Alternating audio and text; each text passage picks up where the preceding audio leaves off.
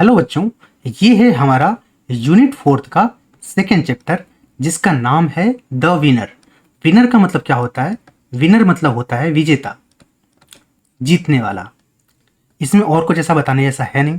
तो चलो हमारी जो एक्टिविटी है वो हम स्टार्ट कर लेते हैं। तो जो हमारी फर्स्ट एक्टिविटी दी है उसमें क्या लिखा है? Look at this picture. इस पिक्चर की तरफ हमें देखना है। तो अगर ध्यान से अगर आप देखते हो तो इस पिक्चर में आपको क्या देखने को मिलेगा? यहाँ पे एक बच्चा है जो क्या कर रहा है? जो बबल्स है, बबल्स उड़ा रहा है, जो बुलबुले कहते हैं हिंदी में, वो उसे उड़ा रहा है। कुछ बच्चे हैं वो इंजॉय कर रहे हैं, खेल रहे हैं, और ये बच्ची है जो दौड़ती हुई आपको दिखाई दे रही है। तो इस तरह से एक गार्डन होगा या एक प्लेग्राउंड होगा, इसके अंदर कुछ बच्चे हैं जो खेल रहे हैं। इस पिक्चर में हमें इतना कुछ दिखाई दे रहा है। अब इसके ऊपर से कुछ यहाँ पे नीचे क्वेश्चन दिए गए हैं। इन्हें क्वेश्चन का हमें क्या करना है? इन क्वेश्चन का हमें आंसर करना है। पहला जो क्वेश्चन है वो क्या है? What are these children doing? ये जो बच्चे हैं क्या कर रहे हैं? तो इसका अगर आंसर आपको लिखना है तो आंसर आप कैसे लिखोगे? देखो, these children are playing together. ये सारे बच्चे आपस में खेल रहे हैं। One children is blowing bubbles and other are running and enjoying themselves. एक बच्चा है वो बबल ब्लो कर रहा है और जो बाकी के बच्चे हैं वो क्या कर रहे हैं? वो आपस में रनिंग कर रहे हैं और इंजॉय कर रहे हैं। अब इसके बाद जो हमारा सेकंड क्वेश्चन है, अगर वो देखोगे तुम तो उसमें क्या लिखा है? Where do you think they are? तुम्हें क्या लगता है ये बच्चे इस समय कहाँ पे हैं? ये बच्चे अभी या तो गार्डन के अंदर होंगे या किसी प्लेग्राउंड के अंदर होंगे। तो इसका आंसर किस तरह से लिखोगे? I think they are in the park और प्लेग्राउंड। मुझे लगता है कि ये किसी पार्क के अंदर या किसी प्लेग्राउंड के अंदर होंगे। जो हमारा थर्ड क्वेश्चन है उसमें क्या लिखा है? What is the time of the day? ये जो समय है ये तुम्हें क्या लगता है ये दिन का कौन सा समय हो सकता है? तो अगर तुम ध्यान से देखो तो आपको ये जो बच्चे हैं इनकी यहाँ पे परछाई बनती हुई दिखाई दे रही है। ये सभी बच्चे हैं, इनकी परछाई हमें दिखाई दे रही है। तो इसके ऊपर से तुम अंदाजा लगा सकते हो कि या तो ये जो समय है या तो सुबह का होगा या फिर शाम का होगा, या फिर शाम का होगा, है ना? तो ज्यादातर तो बच्चे जो होते हैं वो शाम के टाइम ही खेलते हैं। सुबह के टाइम तो स्कूल जाना होता है, बहुत सारे काम होते हैं। तो सुबह के टाइम बच्चे उतने ज़्यादा नहीं खेलते हैं, शाम के टाइम खेलते हैं। तो अगर इसका आंसर लिखना होगा तो किस तरह से लिखोगे? It is evening time of the day. ये शाम का समय है, ऐसा हम कह सकते हैं। अब इसके बाद जो हमारी सेकेंड एक्टिविटी दी है उसमें क्या लिखा हुआ है? Discuss the given question with your classmate and teacher. ये जो क्वेश्चंस दिए गए हैं कुछ, इन्हें क्या करना है? तुम्हारे जो क्लासमेट है और जो टीचर हैं उनके साथ डिस्कस करना है। You may begin your sentence with. तुम्हारे जो सेंटेंस होने चाहिए, जो सेंटेंस होने चाहिए वो स्टार्ट कुछ इस तरीके से होने चाहिए। कैसे? I go to, I play with, the place I go for playing, I like playing, sometimes I go back. तो ये जो है हमको जब क्वेश्चन का आंसर, देखो नीचे यहाँ पे क्वेश्चंस दिए गए हैं और इन क्वेश्चंस का हमें आंसर देना है। ये जो क्वेश्चंस हैं इन क्वेश्चंस का हमें आंसर देना है। तो जब तुम पहले क्वेश्चन का आंसर दोगे तो तुम इस तरह से दोगे। ये जो है हमारा, इसकी शुरुआत, आंसर देने की शुरुआत कुछ इस तरह से करोगे। सेकेंड जो क्वेश्चन है इसकी शुरुआत, जो हमारी सेकेंड लाइन है, आई प्ले विथ, कुछ इस तरीके से दोगे। देखो अगर अभी समझ में नहीं आ रहा है तो कोई बात नहीं, अभी तुम्हें समझ में आ जाएगा जब मैं इसका क्वेश्चन का आंसर दूंगा। चलो पहला क्वेश्चन है वो हम देख लेते हैं। जो पहला क्वेश्चन है, when do you go to play after school? School से आने के बाद या स्कूल के बाद तुम खेलने कब जाते हो? तो इसका जब आंसर तुम्हें लिखना होगा तो उसकी स्टार्टिंग कुछ इस तरीके से करनी होगी। कैसे करोगे? आई गो टू प्ले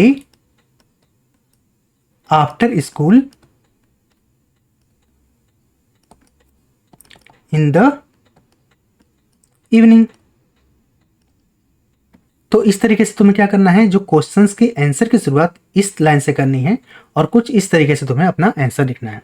अब जो सेकंड क्वेश्चन है वो देखो, who do you play with? तुम किनके साथ खेलते हो?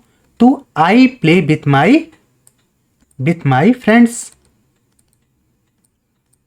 ये हो गया हमारा आंसर। अब जो थर्ड क्वेश्चन है वो देखो, where do you go to play in the evening? शाम के समय तुम कहाँ पे जाते हो खेलने के लिए? The place I go to for playing in the in the playground.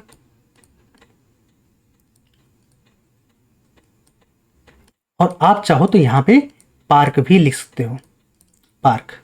तो the place I go to for playing in the playground और पार्क। अब जो हमारा फोर्थ क्वेश्चन है वो देखो, which games do you like playing? कौन सी गेम तुम्हें खेलना पसंद है? तो आई लाइक प्लेइंग चेस, मुझे चेस खेलना पसंद है। इसके सिवा क्रिकेट, तुम अगर चाहो तो क्रिकेट लिख सकते हो। और इसके सिवा तुम्हें कुछ और भी पसंद है तो यहाँ पे उन सभी गेम के भी नाम लिख सकते हो।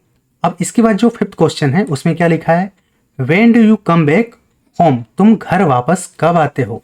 Some time I come back home, कभी कभार मैं घर वापस आता हूं एट नाइट, कभी कभार मुझे आने में देर हो जाती है तो मैं कभी कभार घर रात को आता हूं। इस तरीके से तुम चाहो तो तुम्हारे आंसर लिख सकते हो। अब तुम्हें ध्यान बस इस बात का रखना है कि जब तुम इन क्वेश्चंस के आंसर दे रहे हो तो आंसर की शुरुआत हमें इन लाइनों के साथ करनी है और उसके बाद जो तुम्हारा आंसर रहेगा ये तुम पीछे कुछ इस तरह से लिख सकते हो। मेरी राइटिंग बहुत ख़राब है इसलिए थोड़ा राइटिंग को इग्नोर करना, बाकी तुम प्रॉपर वे में आंसर इस तरीके से लिख सकते हो। अब इसके बाद नीचे देख लेते हैं कि नीचे क्या दिया हुआ है। नीचे हमारी पोएम है और इसे चलो पढ़ना स्टार्ट करते हैं। Let us read. इवनिंग, शाम का वक्त है। इवनिंग मतलब क्या होता है, शाम। कहने का तात्पर्य यह है कि अभी जो है वो शाम का वक्त है। वी प्ले बॉल, हम क्या खेल रहे हैं, हम सब मिलकर बॉल खेल रहे हैं। बॉल का मतलब क्या होता है, गेंद। तो हम सब गेंद खेल रहे हैं। Next to the creek, creek मतलब होती है छोटा सा पानी का कोई स्रोत जहाँ पे पानी हो। तो यहाँ पे अगर तुम ध्यान से नीचे की तरफ देखोगे तो यहाँ पे तुमको दिखाई देगा कि एक छोटी सी नदी बह रही है ना। तो हम कह सकते हैं छोटी सी नदी, इस पिक्चर के अकॉर्डिंग छोटी सी नदी। वाकई क्रीक का मतलब होता है छोटा सा कोई पानी का स्रोत जहाँ पे हमें पानी मिले। तो नेक्स्ट टू द क्रीक, एक छोटी सी नदी है, उसके पास में हम क्या खेल रहे हैं, बॉल खेल रहे हैं। इन अवर नेबर्स फील्ड, जो हमारा नेबर्स है, नेबर्स मतलब क्या होता है, पड़ोसी। तो जो हमारा पड़ोसी है उसकी फील्ड के अंदर, उसकी या कहें तो खेत के अंदर, या फिर कह सकते हो उसके मैदान के अंदर। तो हमारे जो पड़ोसी का खेत है या फिर कहें तो मैदान है, तो उस मैदान के अंदर या उस खेत के अंदर हम क्या कर रहे हैं, एक छोटी सी नदी है, उसके पास हम बॉल खेल रहे हैं और जो वक्त है वो शाम का हो चुका है। तो शाम के वक्त को हम गेंद खेल रहे हैं छोटी सी नदी के पास, हमारा जो नेबर है उसके फील्ड के अंदर, उसके खेत के अंदर। वी रन सो फास्ट, हम इतनी तेज दौड़ रहे हैं। कितना तेज दौड़ रहे हैं कि I can not even catch my breath, हम इतना तेज दौड़ रहे हैं कि देखो बोलने में भी कितना रुक रुक के बोला जा रहा है। पहली लाइन के अंदर आई बोला है, दूसरी लाइन के अंदर कैन नॉट बोला है, तीसरी के अंदर इवन, फिर कैच माई ब्रीथ। तो इस तरीके से लिखने में भी इस तरीके से एक लाइन में लिखा गया है जिससे कि पढ़ने वालों को ये फील आए कि बोलने में रुक रुक के बोलना है। तो यहाँ पे कहने का मतलब क्या है कि हम इतनी तेज दौड़ रहे हैं कि हम सही तरीके से ब्रीथ, सही तरीके से सांस भी नहीं ले पा रहे हैं। जो हमारी सांस है वो सांस भी हम सही तरीके से नहीं ले पा रहे हैं। कैच मतलब होता है पकड़ना, कैच का मतलब क्या होता है, पकड़ना। लेकिन यहाँ पे क्या होगा कि हम अपनी सांस को कंट्रोल, स्मूथली लेते हैं ना सांस, वो स्मूथली आराम से नहीं ले पा रहे हैं। अब इसके नीचे क्या लिखा है, when blue dark turn to black, और जब जो ब्लू डार्क है मतलब शाम के समय जो अंधेरा है वो कैसा होता है, थोड़ा सा ब्लू जैसा होता है, थोड़ा सा नीले कलर का होता है। तब ये जो ब्लू डार्क है वो कैसा हो गया है, कंप्लीटली ब्लैक हो चुका है। मतलब कहने का मतलब अब शाम से क्या हो चुकी है, शाम से अब रात हो चुकी है। और जब रात हो जाती है तो फिर कैसा लगता है, तो फिर बच्चों को थोड़ा डर लगने लगता है। और जब शाम हो जाती है तो बच्चों को थोड़ा डर लगने लगता है। तो इसके आगे देखो क्या होता है, कोल्ड ग्रास एक्स अवर फीट, जो ठंडी ठंडी ग्रास है। शाम के समय क्या है, शाम के समय तो सब कुछ ठीक था, लेकिन जैसे ही अंधेरा हो गया, अंधेरे के समय अब क्या हो गया है, थोड़ी थोड़ी ठंडी पड़ने लगी है। और ठंडी की वजह से जो ग्रास है वो क्या कर रही है, हमारे पाँव में चुभ रही है अब, जिससे हमें क्या हो रहा है, पाँव में दर्द हो रहा है। तो ये जो ठंडी घास है इसकी वजह से हमारे पाँव में चुभन हो रही है, दर्द हो रहा है। ट्रीज क्रीप क्लोज, जो पेड़ हैं वो क्या कर रहे हैं, वो हमारे नजदीक आ रहे हैं। क्रीप का मतलब क्या होता है? क्रीप का मतलब होता है रेंगना। तो जो ट्री हैं, जो पेड़ हैं, वो रेंगते हुए हमारे नजदीक आ रहे हैं, ऐसा एहसास हो रहा है इन लोगों को। क्योंकि शाम का समय था, अब जब अंधेरा हो गया, रात हो गई, तो बच्चों को डर लग रहा है। और उस टाइम पे बच्चे क्या फील करते हैं कि जो कोई भी ऑब्जेक्ट है वो उनके नजदीक आ रहा है। तो इस तरीके से बच्चे ये कह रहे हैं कि रात के समय अब क्या हो रहा है, जो जो घास है वो हमारे पाँव में चुभ रही है, और ऐसा फील हो रहा है कि जो ट्री है वो हमारे नजदीक आ रहे हैं। और इस तरीके से बच्चे डर के क्या करते हैं, गेम्स ओवर, हमारी जो खेल है वो अब खत्म हो गई, वो अपना खेलना बंद कर देते हैं और अपने घर की तरफ चले जाते हैं। और इस तरीके से क्या होता है, नाइट विंस, जो अंधेरा होता है, जो रात होती है, वो जीत जाती है। बच्चे अपना गेम खत्म कर देते हैं, घर की तरफ चले जाते हैं। चारों तरफ अंधेरा अंधेरा हो जाता है, चारों तरफ पूरी तरीके से रात हो चुकी है। और इस तरीके से बताया गया है कि रात जो है वो जीत जाती है। तो बच्चों, बहुत छोटी सी पोएम है, चलो एक बार दोबारा इसको पढ़ लेते हैं। इवनिंग, शाम का वक्त है। वी प्ले बॉल, हम सब मिलकर क्या खेल रहे हैं, बॉल खेल रहे हैं। नेक्स्ट टू क्रीक, जो नदी है, छोटी सी नदी है, उसके पास। इन आवर नेबर्स फील्ड, जो हमारा पड़ोसी है, उसकी फील्ड के अंदर, उसके खेत के अंदर, उसके ग्राउंड के अंदर हम क्या खेल रहे हैं, बॉल खेल रहे हैं। वी रन सो फास्ट, हम इतनी तेजी से दौड़ रहे हैं कि I can not even catch my breath, हम इतनी तेजी से दौड़ रहे हैं कि हमारी जो सांस है वो सांस भी हम सही तरीके से नहीं ले पा रहे हैं। तो इस तरीके से हम इतनी तेजी से दौड़ रहे हैं कि हम प्रॉपर वे में सांस भी स्मूथली नहीं ले पा रहे हैं। When blue dark turn to black, और जब शाम के टाइम पे जो अंधेरा है, हल्का हल्का अंधेरा है, वो कंप्लीट अंधेरे में चेंज हो जाता है। जब पूरी तरफ चारों तरफ ब्लैक ब्लैक अंधेरा हो जाता है, तब क्या होता है, जो कोल्ड ग्रास है, जो ठंडी ठंडी ग्रास है, वो हमारे पाँव में चुभने लगती हैं। तो cold grass ex our feet, जो हमारे पाँव हैं, हमारे पाँव के अंदर ये जो घास है वो अब चुभने लगी हैं। ट्रीज क्रीप क्लोज, जो पेड़ हैं वो ऐसा लग रहा है कि वो रेंगते हुए, सरकते हुए हमारे नज़दीक आने की कोशिश कर रहे हैं या नज़दीक आ रहे हैं। गेम्स ओवर, और इस तरीके से जो बच्चे हैं वो हल्का हल्का डर फील कर रहे हैं, और डरने की वजह से जो खेल खेल रहे थे अब उन्होंने खेलना बंद कर दिया। उनका जो गेम है वो ओवर हो चुका है। क्यों? क्योंकि अब चारों तरफ अंधेरा छा चुका है और अब रात हो चुकी है। तो इस तरीके से लिखा है लास्ट में, नाइट विंस, और जो रात है वो जीत जाती है। इस पोएम के राइटर कौन है? इस पोएम के राइटर हैं जॉर्जिया हर्ड। अब बच्चों, इसके बाद क्या लिखा है, लेटेस्ट डिस्कस में क्या लिखा है, देखो। Read the given line from the poem, poem के अंदर से ये जो नीचे लाइन दी गई है, ये लाइन को रीड करो। Right the meaning of the line by identifying the words expression in them, हमें क्या करना है, हमें ये जो लाइन्स दी गई हैं इन लाइन को समझना है और इसका मीनिंग हमें यहाँ पे लिखना है। तो हमारी जो पहली लाइन है उसमें क्या लिखा है, नेक्स्ट टू द क्रीक। अब क्रीक का मतलब क्या था, छोटा सा कोई पानी का स्रोत जहाँ पे पानी हमें मिले। तो अगर इस पोएम के अकॉर्डिंग हम बात करें तो वहाँ पे एक नदी थी। तो देखो क्लू में क्या लिखा है, a small body of water. तो अब इस पोएम के according next to the creek का मतलब क्या होगा, नियर अ स्मॉल रिवर, एक छोटी सी नदी के पास। यहाँ पे हम रिवर क्यों ले रहे हैं, क्योंकि इस पोएम में रिवर दिखाई गई थी, इसलिए हम यहाँ पे रिवर ले रहे हैं। अदरवाइज इसका मतलब क्या होता है, एक कोई भी जो छोटा सा पानी का स्रोत हो उसको हम कहते हैं क्रीक, है ना। अब देखो सेकंड जो हमारा क्वेश्चन है, अब देखो सेकंड जो हमारी लाइन है उसमें क्या लिखा है, I can not even catch my breathe.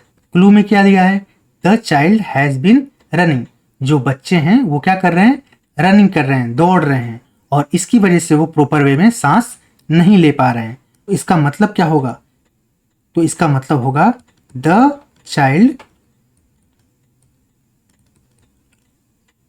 Is breathing heavily. अब जो हमारी तीसरी लाइन है उसमें क्या लिखा है, when blue dark turn to black, जब जो नीला अंधेरा था वो कंप्लीटली ब्लैक में कन्वर्ट हो जाता है। क्लू में क्या लिखा है? The colour of the sky change from blue to black.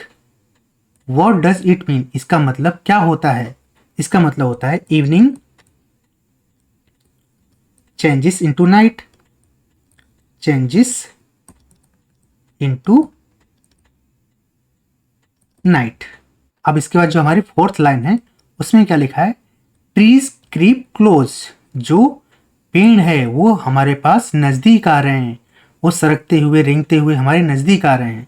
Clue में लिखा है it is a evening time, why do you think the trees seem close.